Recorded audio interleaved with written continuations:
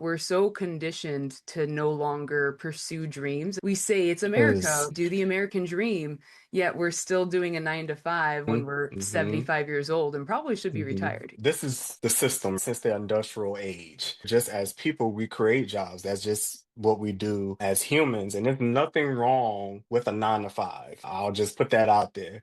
However, though, there are so many people, including myself, who put their dreams in the back pocket because we are trying to make a living, right? So we go down that pigeonhole of working a 9 to 5 and being burnt out for various reasons to the point where now we don't have nothing left to give to our creative projects to pursue outside of the traditional 9 to 5 space. So This is Hustle Rebels, a podcast for people who know how to grind, but are starting to question the cost.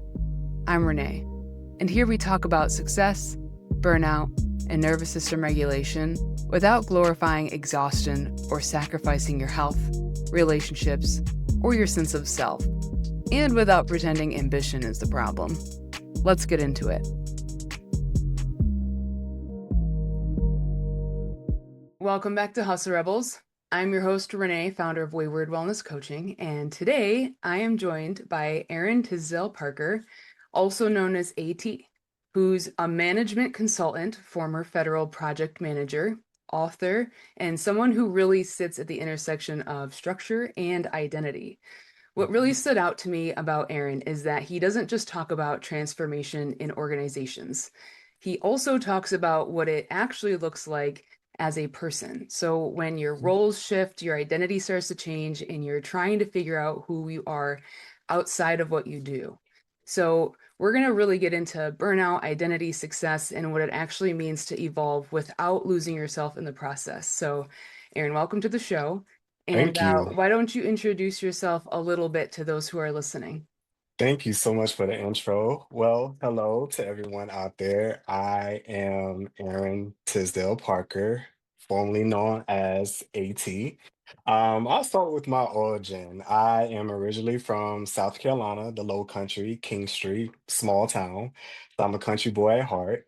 And around about 2015, I actually moved to the DMV area where I am now in Maryland. And that's when my life actually begun with a lot of transformations, a lot of lessons that came from those transformations. In my professional life, I have a very eclectic background. I've worked at Sonics, McDonald's, banks. I even washed dishes one time, which was probably one of the best jobs that I've had. And then I moved into more of a corporate role. I worked in nonprofit sectors, public sectors as well. And right now I'm at a consulting firm, but that's just the traditional professional space. Aside from that, I am a author.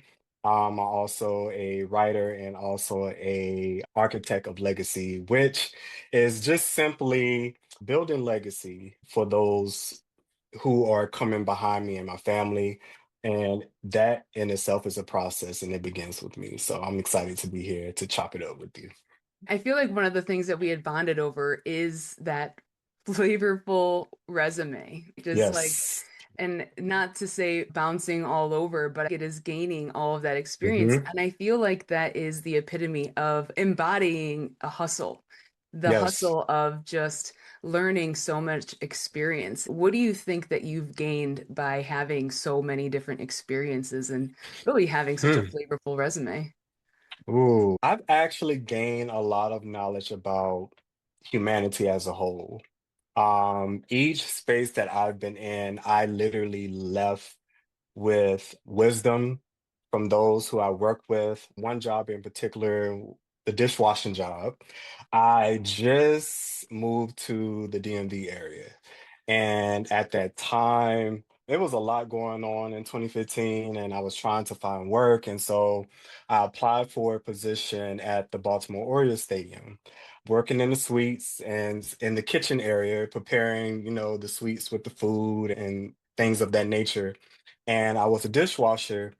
And I remember working with a lot of like elderly folks. while I was working, I built that rapport and built that relationship, and they actually questioned why was I there at my young age washing dishes? Like, can you find better work? And I was like, well, work is work. Like, I have responsibilities, I have things that I need to, Got to pay your bills. yeah, need to pay bills. A job is a job, and I'm not a stranger to getting my hands dirty.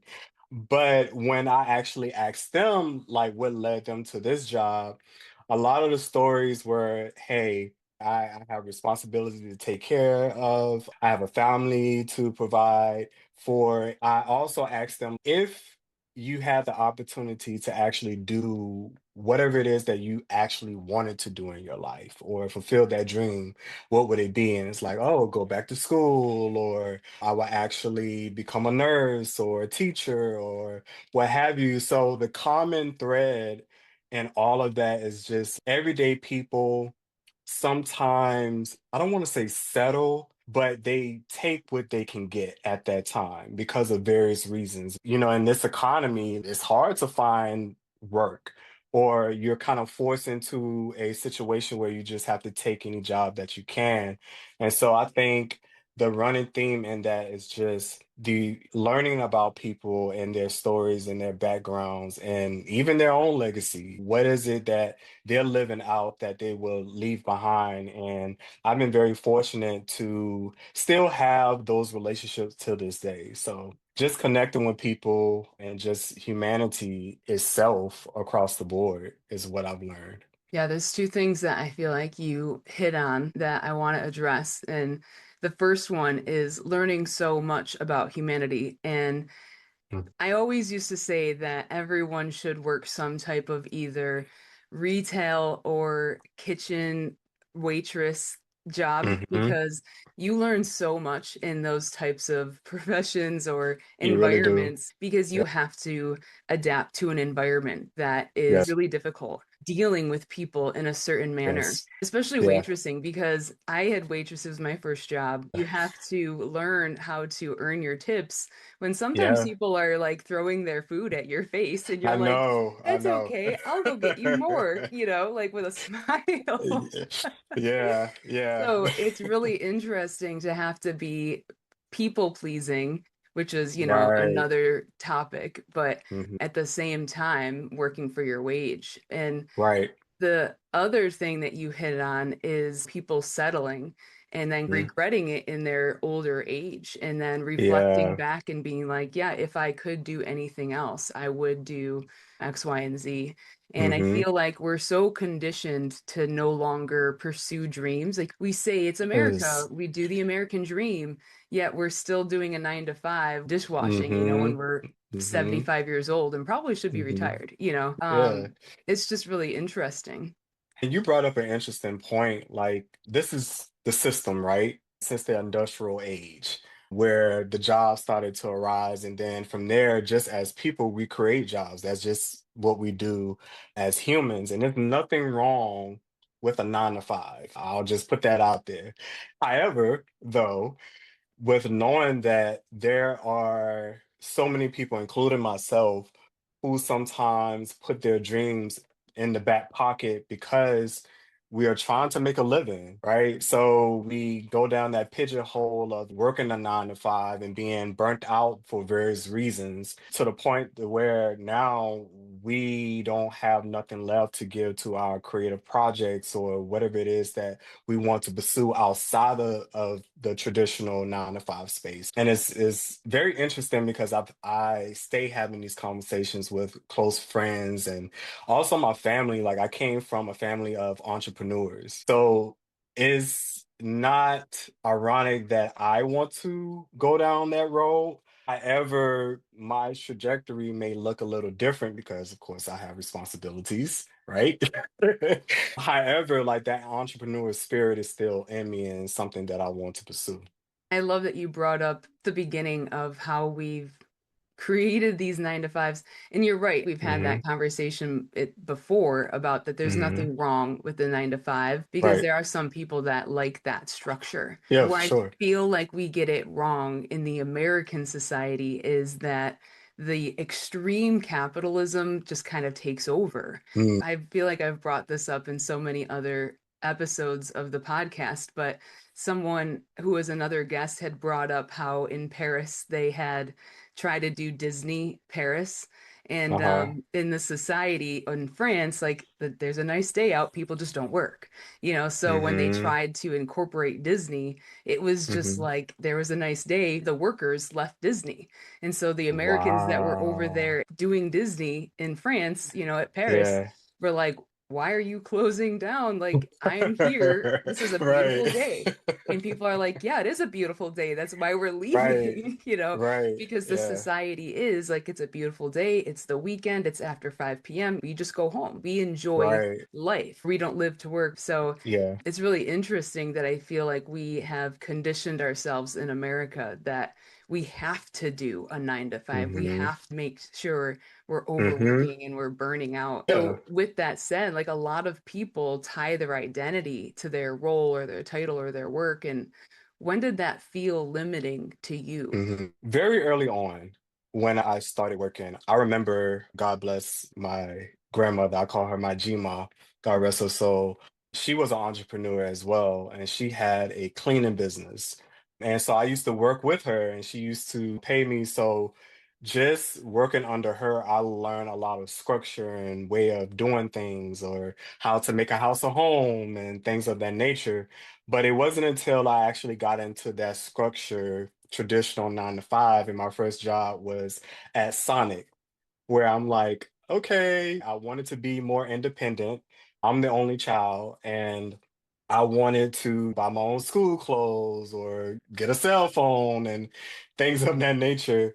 But then I learned, wow, in this traditional space, sometimes you're just an employee and that's it.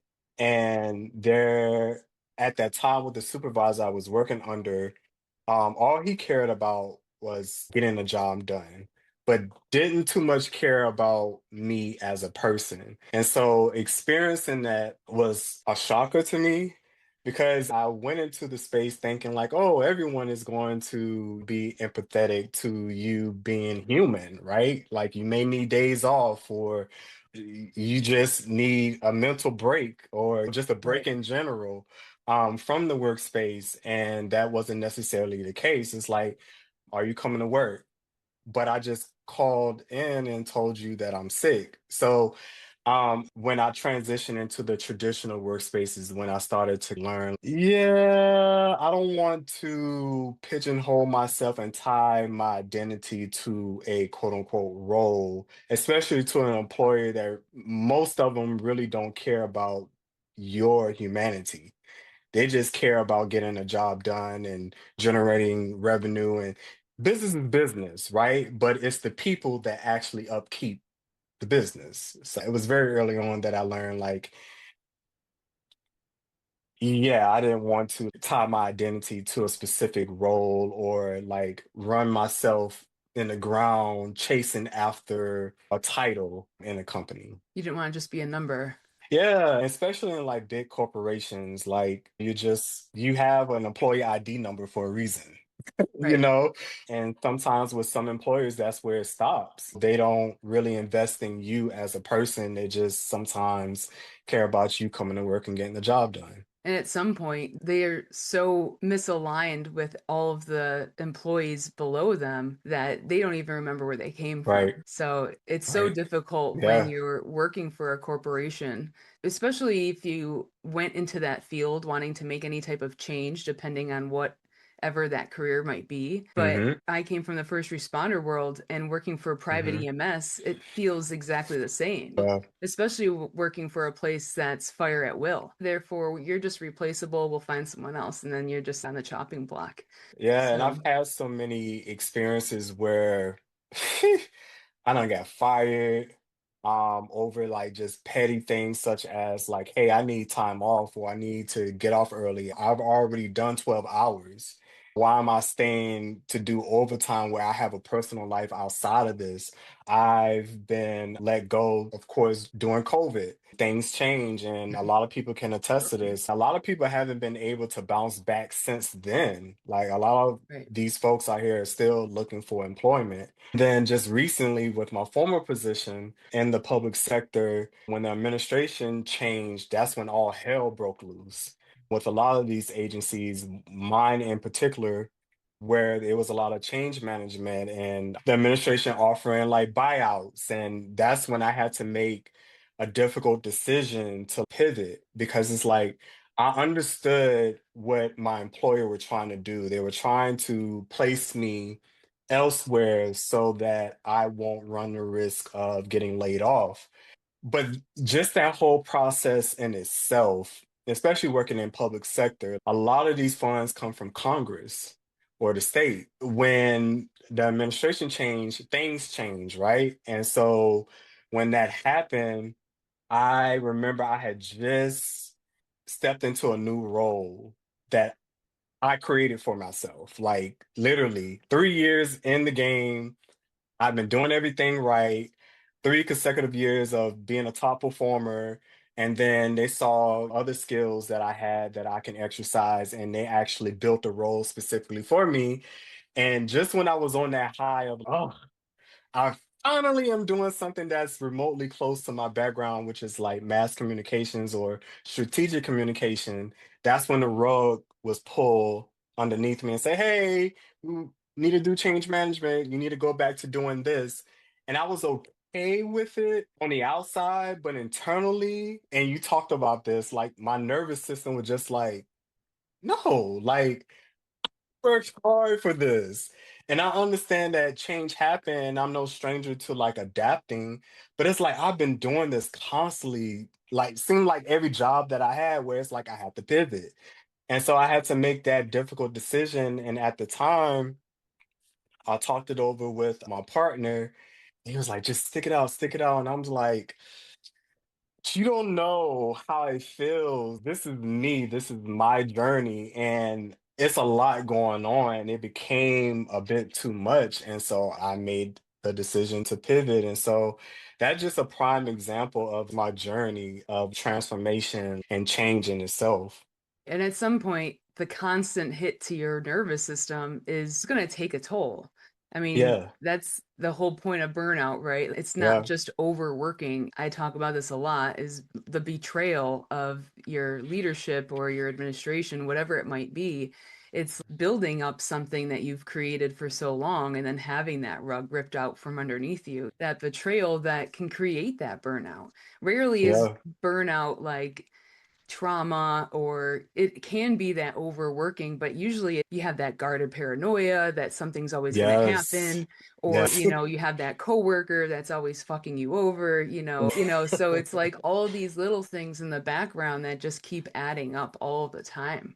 Yeah. And you said another thing too that registered something where if you stand up for yourself and you have to make that decision to leave, it just Mm-hmm. perpetuates the problem in the workplace society because then they know they're just going to Mm-hmm. find someone else that's going to replace you and do that job That's the because thing. the person is just going to be like, I'm here, I'm going to do it, you know? And Mm-hmm. because people like us right now are in the minority. Yes, people are getting tired, Yes. but there's Yeah. still, I don't feel like we're still in that shift quite yet where we're Mm-mm. into the majority where people are ready to stand up and be like, Mm-hmm.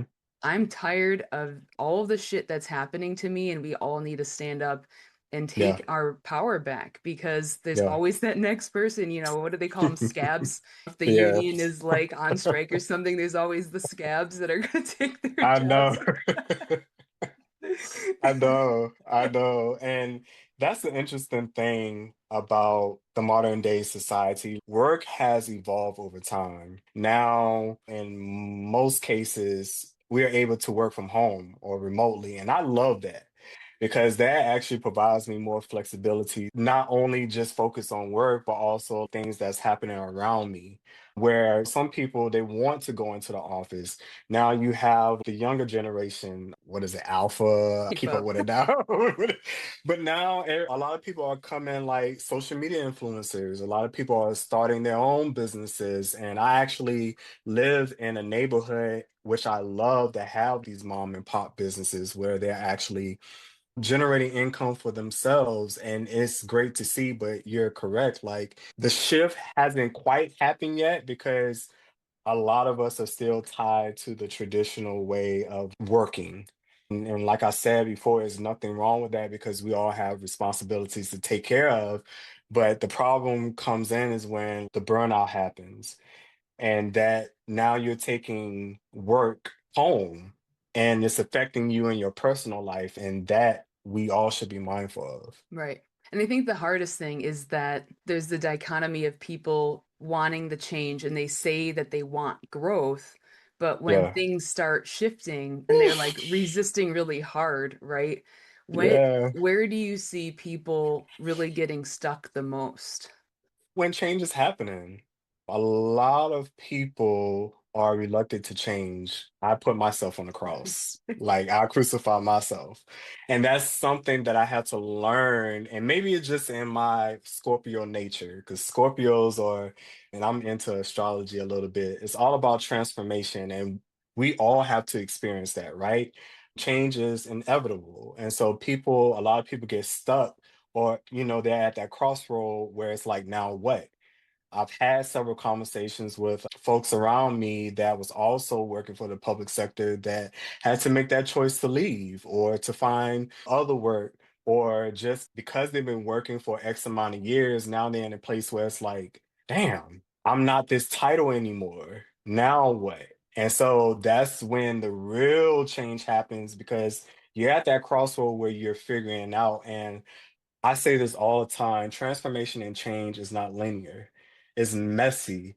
I've been through that process where it's like, what the fuck? Like, what happens now? I don't have this consistent paycheck coming in, or I don't have this title or this accolade now. And now I have to figure things out. That's where I was this time last year. Like, yes, I had other creative projects, but I was kind of deprived in that area because I gave so much of my energy into the traditional 9 to 5. And that's something that I had to learn over time. Like, okay, if I'm going to keep working in these spaces, I need to make sure that I'm giving time to whatever projects that is fulfilling to me. So I think the issue is, or the challenge is when that intersection with change, where you're transitioning from something that you were so used to, and now you're going into a whole new territory. Yeah, that is a huge part of it. I had to experience that too when I left the fire department. We Yeah. tie our identity so hard to the fire department, especially guys that retire and they've done it for,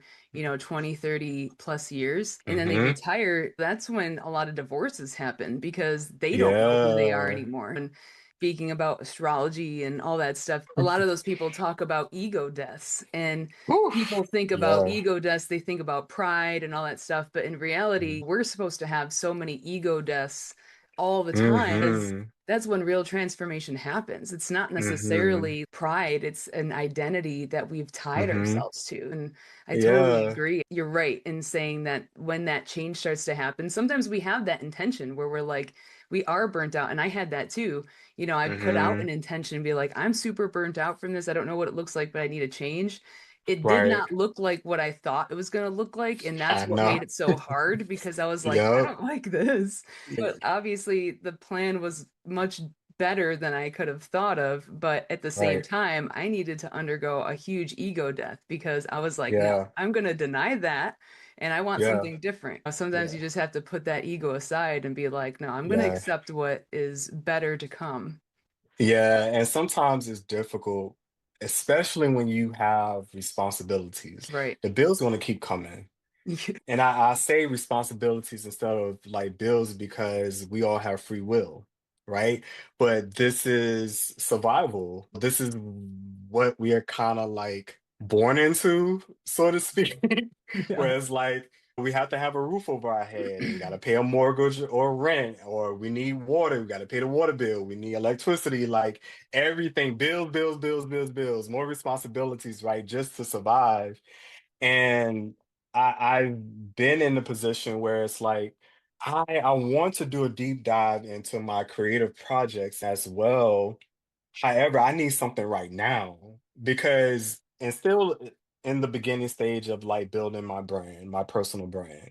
It has been years in the works. I'm gonna just keep it 100. I can't even tell you, and we just had a conversation before this, how many times I changed my moniker or my brand name. So many times, but it's not like a death to those monikers.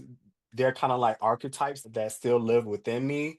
But it's like, okay, I'm just me at the end of the day, and I just want to be. But when you're in that transitional period, from maybe getting let go from a job and you're trying to figure out what's next, sometimes it's hard to go full out in entrepreneurship or whatever it is that you want to do because you're in survival mode. And that is working your nervous system day in and day out. You wake up applying for jobs or hunting for jobs or doing DoorDash. And I've been there before. Heck, I just did DoorDash with my husband last week. Like, you get into that hustle mentality, and sometimes just doing that can be a burnout as well. I actually love that you had mentioned the evolution of your own brand because one thing I'm Yeah. learning, I'm not from an entrepreneur background at all. Hmm. I thought I was going to retire being a firefighter paramedic. So I never Wow. intended to be entrepreneur business, and my family is blue collar background. Hmm. There is nothing in my background that would ever entice me to want to be businesswoman, anything. So for me to go this route, I'm in the dark with a candle, be like, what am I doing Yeah. next? You know, so Yeah. I feel like the same way where I keep changing everything and evolving, and then I hear some chirps in the background that's like, you need to have a specific brand. I don't understand Yes. what you're doing, and I'm like, I don't know, I don't understand what I'm doing either. You know, like, everything's changing, but it's been under a year since I've been trying to do this, and then I hear from successful business people that are like, that's totally fine. Like you are going to Hmm. evolve as you as a person are evolving Hmm. because things are going to change. You don't know Yeah. what your clientele is. You don't know what anything is until your Right. business is solidified, until everything is really moving. And even then, you're going to go through Hmm. seasons where that might change too. And so there Right. was this one successful businesswoman that I was following for marketing tips. And even Hmm. after 15 years, she completely flipped her whole clientele. So I'm like, even her. So I don't feel as Yeah. bad knowing that I'm like evolving myself too in less than a year. And you're talking about evolving without completely losing yourself as a person. How do Hmm. you know when you're evolving versus when you're just adapting to survive? Ooh, that's a good question. Prime example, which I kind of like talked about a little bit. I give the example of what I experienced last year because I only talk about what I experienced or what I can relate to or what I've witnessed with other people around me. So last year, I think it was a hybrid situation where I was evolving, but I was also To survive. adapting. I was doing both at the same time, honestly, and that's life. And like I mentioned before, change and transformation is not linear. It can be messy as hell. Like you can be in a twilight zone, like what the hell is going on? But when I had to make that decision to like pivot, and it was my own decision, right? I could have stayed, but my nervous system was just like, nah, like it has to be something better than this out there. So I was doing both at the same time. I was evolving and adapting to my situation. And luckily, all praises to the Great Spirit that I was able to sustain throughout those times. It literally took me from this time last year up until this year to get employed again. But even when I made that decision to step away, I knew this is going to be a challenge. I'm going to have to adapt to this change, this personal choice that I made, but I was at peace with it. And I had to make that decision for myself and not worry about what other folks had to say about it or maybe their way of doing things because, sometimes I can buy into what other people want or what they're projecting onto me. But it's like, Aaron, what do you want for yourself? And so it was a process of like growing and adapting to my situation at the same time. That's such a great way to explain it too, because it isn't linear. It's so messy.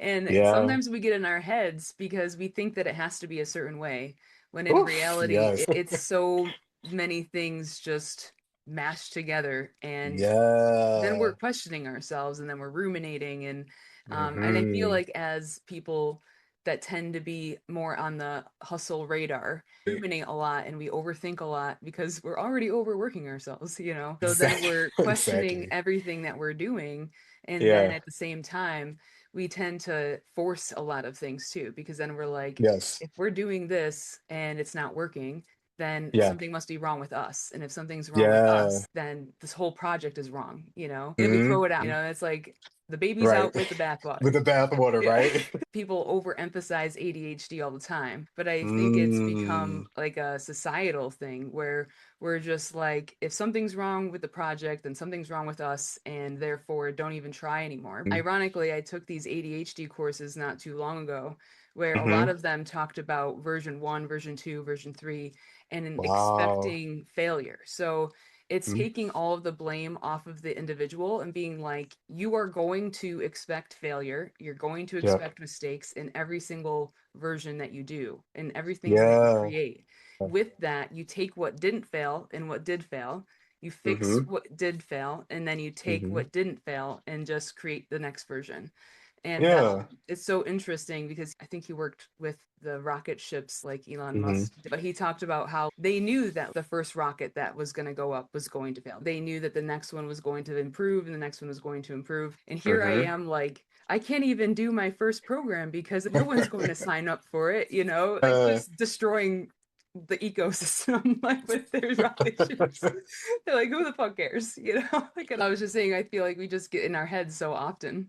Yeah, and I can attest to that. It's a uphill battle on a daily basis, some more than others, to like get out of my head. Stop overanalyzing everything, start picking apart everything. Prime example, like preparing for this. This is my first time being a guest on someone's platform, and I'm very appreciative of it. But when you reached out, I was like, oh, me?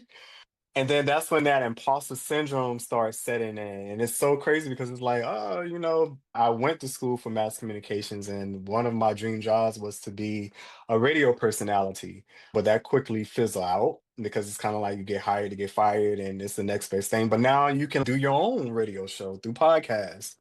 But even when you gave the invitation and the consideration, I had to fight that imposter syndrome. I had to get out of my own head and just trust the process. And I believe in synchronicity because this wasn't the only example. One of my friends, and I think I was telling you this, he just launched her book, Just Be, shout out to Bahati Hart, my friend, my good mentor. Love you, girl. She actually debuted her first book, but it turned into a campaign, and it's a memoir about unmasking and becoming human again. And she wanted me to MC, and I was like, gosh, mind you, I've done public speaking before, but my nerves get bad. I start over analyzing. I talk fast. I stumble over my words, and it's like, oh my God, like, ah. But I had to like really trust the process. And that was another synchronicity. Like, Aaron, you can actually like do this. You didn't hit me up just blindly, like you saw something that you connected with.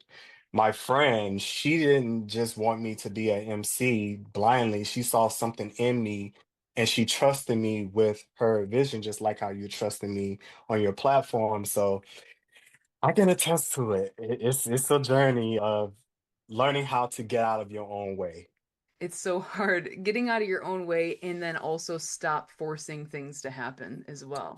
It's Yes. like the hardest thing is those Yeah. things. It's actually something that I Hmm. put into my newsletter this past Hmm. week as well, because I've been decluttering my house over the last couple of weeks, and there was one Hmm. thing that I was decluttering and I found this old bracelet that I had that had this really weird looking clasp, but I was like, oh, I'm gonna wear this. It has good memories. And so as I'm doing it, I'm trying to put the clasp together, and I was like, Mm-hmm. oh my God, this is the fucking dumbest clasp. I can't even get it together.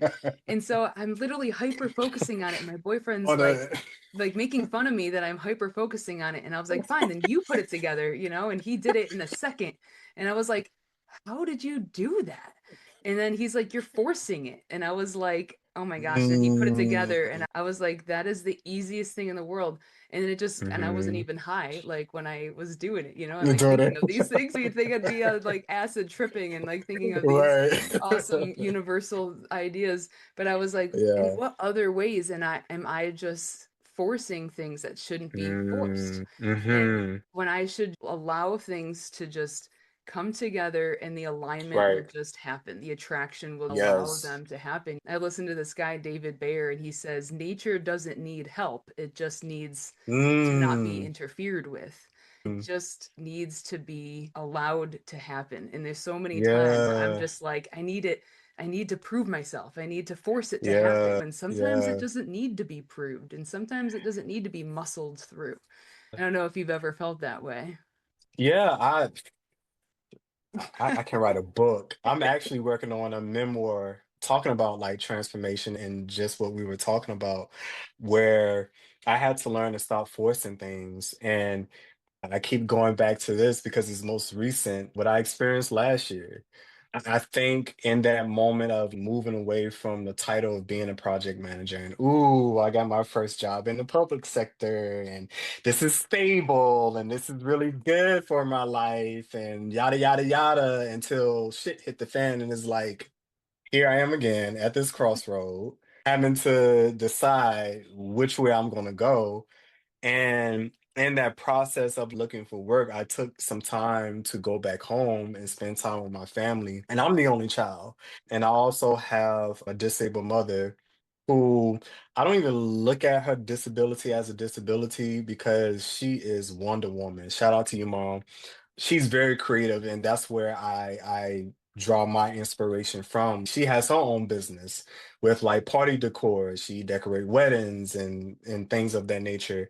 And while I was home, it was kind of like rejuvenating because here I am in Maryland where I'm working, I'm hustling, I'm trying to make a living, I'm trying to build a legacy, but home is always home. And my mom always told me that. She was like, if you ever need to come back home, the door is always open. And I've been living in Maryland for over a decade. And I would go home and visit, but I haven't been home like that in a while. I was home for like 6 months, and I just needed that time to regroup and to recenter myself. And living out in the country, like here, I mean, yeah, there's some places I can walk out and walk barefooted, but we got dogs around here. You know, so being back at home, I really enjoy grounding myself, like literally barefoot earth, like the floor, like feeling that energy and being able to redo my mother's ramp, and I bonded with my uncle and just watching them grow older and me kind of like stepping into their positions as carrying the torch. And so, alongside with also applying for jobs, and it was at one point where it's just like day and night. Like I'm up applying for jobs. I'm on Indeed. I'm on LinkedIn. I'm reaching out to people. I'm using my network pool. Like in that moment, I was forcing things until I was like, you know what?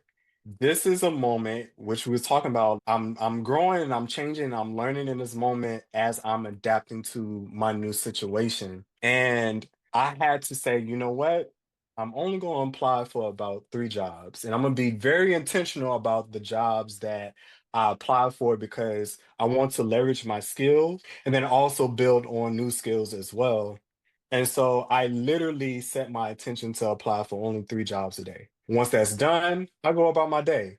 Now, I had some interviews and I was excited about it, but even in that, I didn't want to get my hopes up because whether or not I was going to get a call back or anything, or sometimes I didn't receive any call back or feedback whatsoever.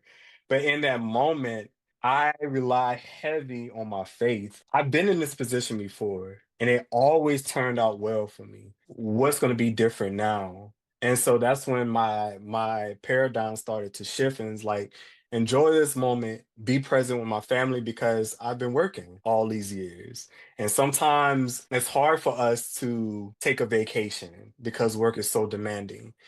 But that was that moment because of the decision that I made to pivot, I was able to be present. So, yeah, I've learned a lot from forcing myself. And then also, like, it happens. Like, I'm not perfect. I'm human. We all human. We all here, I believe, to learn out of life. You either learn or you repeat the cycle. And so, in that moment, I chose to learn from it and keep it moving. I can relate on Yeah. so many levels with going home because I'm from just outside of Buffalo, New York, in really Hmm. rural area. And so Hmm. every time I go home, it's just very rejuvenating. I've also been just outside of Boston, Mass for just over a Hmm. decade. So I feel that pull going back to the rural area so many times, Yeah. and even more so now to the point where I want to move back. So now it's That's just like, interesting. right, and it's just to the point you do feel that grounding sensation. You can feel the earth, you can feel the vibration and the energy of just not having to do it. Just feels different than the hustle and Yeah. bustle of Massachusetts, and I'm Yeah. sure it's Yeah. probably the same in your area because everyone's just Yeah. go, go, go, go, go all the Right. time. Like, I swear, just going to pick up my groceries yesterday, I almost got hit 5 times because they're just driving. Like, no Yeah. one knows who is Yeah. around them. They're just driving. Like, it's just Yeah. insanity. People are just so on edge all the time in this All area. the And I go back time. home and people are just kind of Yeah. more like Sunday drivers, like Yeah, it's a yeah, and different. I'm a Sunday driver. It's so funny because my husband is from South Carolina as well. But, just living in a particular place at a certain length of time, you kind of pick up on the habits. Like here in a DMV, I will argue with anybody. We have the worst traffic ever. Like you literally have to drive for yourself and somebody else because of distractions. Like everyone is like on edge with everything, but when I go back home, it's very relaxed. Like people actually speak, even if they're in their car passing by, like they'll blow their horns. Here, that's foreign. If you blowing the horn, it's like road rage here, Yeah. So yeah, I can totally relate. Yeah, but my parents come to visit. My dad does not let anyone drive his truck, and Yeah, he makes me drive his truck because he does not trust himself driving around because you have to be aggressive. Like, you you have will not move to. into the other lane unless you You push yourself push in. yourself in the lane, which is so crazy. It is crazy though, but it reflects also like the hustle culture in Yeah. higher populated areas. The mentality is just so different when you're in Yeah. rural areas. But what do you think is an identity that in this whole journey that you've Hmm. had to let go of that you didn't quite expect? The need of everything being perfect. I'm such a perfectionist. And that's unrealistic. And life shows me that every single time. And it was hard to get out of that mindset because I pride myself on whatever it is that I do or that I'm a part of. I want to make sure that I show up as my best self, right? Like what I put out is a representation of me. And that has been engraved in me through my family. Little do I know that also worked against me, in some areas of my life because it's like, oh, it has to be perfect. I don't have, like, for an example, oh, I can't do a podcast if I don't have podcast equipment. Hello, I got a phone. Just that simple, Right. right? I have AirPods and things of that nature. So just like letting go the identity of being perfect. And I watch a lot of like podcasts and a lot of folks that talk about spirituality on YouTube. And it's this guy that I follow that goes by the name of Dolo the Pilot. And he talks about everything under the sun, but just metaphysical stuff. Shout out to you, Dolo. He said something that was so profound. He was like, it's not about being perfect, it's perfecting your imperfections. And even in that, you're not perfect. That's unrealistic, but it's every day you strive to be better. Will you mess up? Hell yeah. Will you get it wrong sometimes? Yes. But this is the school of life. Like you're here to learn and extract those lessons and apply it and become better. I love that. So Yeah. when you're actually starting to redefine success Mm-hmm. for yourself, how do you redefine that success about yourself without feeling like you're screwing up all the time? Because it is that mindset that you have to start to Mm-hmm. change, but Yeah. you're going to start continually telling yourself, well, I'm screwing it up. I'm screwing it up. Yeah. Success to me now, because I used to think that success is things, right? And that may be true to some people. I feel like success is personal, but society has a structure of what success look like, right? But I've learned over time is that success to me is that each and every day that I'm given the opportunity to experience life. And I know that I'm not perfect. However, come on, taking the lessons that I've learned and applying that, that's where that wisdom, like you have to work the knowledge, that's what becomes wisdom. As long as I keep putting my best foot forward and figuring things out, because all I need is breath in my body and the ability to like move and have my being, that's enough for me. Everything else I can figure out. Everything is figure outable, if that's a word. It truly, I truly mean that. So that's what success looked like to me. And it's a daily thing. It's not like a milestone. Yes, there are certain milestones where it's like, oh, this is success, but we're kind of wired as human beings to also look for the next thing. Like, okay, now what? Constantly reinventing our brand or ourselves. And that's normal, but success is just like, man, are there any lessons learned from my day? Yep. Did I get it wrong? Yes. It's okay. Don't beat myself up. And so that's why I'm continuously putting into practice, and that's what success looked like to me. Aside from like accolades and getting the job and all those things are tangible. What I care about is my soul, my nervous system, because that's the foundation of life and how we have our experience. Exactly. Because Mm. you had said it earlier in the podcast too, that you had said that you thought you had made it because you had that Yep. stability. And it is a hard thing. That's an identity that's hard to break because I thought the same thing. I Mhm. got in the fire department, that I got my retirement, my pension, I Mhm. finally made it. But at the Mhm. same time, it can be ripped from you at any point. Any All of point. these Yep. things can be ripped from you. We have noticed that, especially during the COVID years that are a blur, Yeah. that any of these can be taken away. And so, Yeah. for someone who is listening and feels like they have outgrown that identity or they're shifting into a new identity, what do you think is Mhm. one honest step that they can take without feeling like their whole life is blowing up overnight? I keep hearing take it one day at a time. It's simple, but that can be the hardest thing that you can do. My grandmother used to sing this spiritual song like one day at a time. Sweet Jesus, this is all I'm asking of you. Sometimes you have to take it moment by moment, minute by minute, second by second, until you get to a point to where you can self-regulate, in the most healthiest way. But you just got to take it one day at a time. Don't be hard on yourself. It's easier said than done. And always remember, too, like you may think you have it bad, but I encourage you to look outside of yourself and what other people are going through because it's somebody out there, somewhere in the country that wish they were in your shoes? So just take it one day at a time and don't be hard on yourself. I feel like that is a great point to land on because Yeah, this has been an absolute solid conversation. I've thoroughly enjoyed it, absolutely from start to finish. likewise. If people are listening and they're Hmm. like, all right, I need way more of this and everything that Yeah, Aaron has to say, where's the best place for them to be able to find you, connect with you, yeah. or check out all of your work? All right, y'all. So things are a little messy right now because I'm going through a rebranding. It's life. It's It's not not picture linear. perfect, but you can follow me on Instagram at Aaron, Aaron, L for Lewis, Tisdale, Tisdale. So that's Aaron L. Tisdale, all one word, phrase, name. on Instagram. You can also check out my website, which I'm in the middle of like rebranding. You can go to Sage, that's SAGEVTHEE,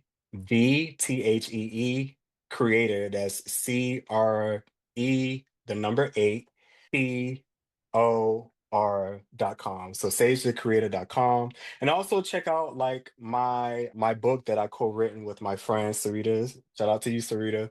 2023 is when I launched my first baby, my debut book, entitled By the Power Vested in Me, Soulful Affirmations. And it's a book of 1,000 affirmations. She did 500, I did 500. And those affirmations derive from like real life experience where we're like just talking to ourselves in a positive way, because sometimes when we in life transitions, we have a lot of negative things, and these affirmations stems from financial relationships, what have you. So check that out. It's available on Amazon. You can also go to soulfulaffirmations.com to check that out. And yeah, I appreciate you so much for having me on your platform. I love that book. I love the idea of that too. There's so Yeah. much science behind the fact of gratitude and Mm-hmm. affirmations, and that our Mm-hmm. bodies and our nervous systems listen to the Yeah. way that we speak to ourselves. That Yes. I know I hate when people say, like, it's just woo woo and it's just stupid to do Mm-mm. that and it's weird. But there's so much No. science to actually speaking that stuff to us and starting our day Yeah. with it in our reticular activating system and filtering Yeah. out the way that we view the world. Yeah. So that's great. I love that you guys have that out there. Yeah. All of those Yeah. links are going to be in the show notes for you to be able to find Aaron and the book and the connection to be able to check him out. So definitely, if this episode resonated with you guys, don't just sit on it. Share it with people who have been questioning these things lately, and also make sure Hmm. that you're following the podcast so you don't miss upcoming conversations like this one. And if Yeah. you're ready to start doing this work for yourself, not just thinking about it, check out all of the links and resources in the show notes, along with all of the ways, like I said, that you can connect with Aaron. So we will catch you guys next week.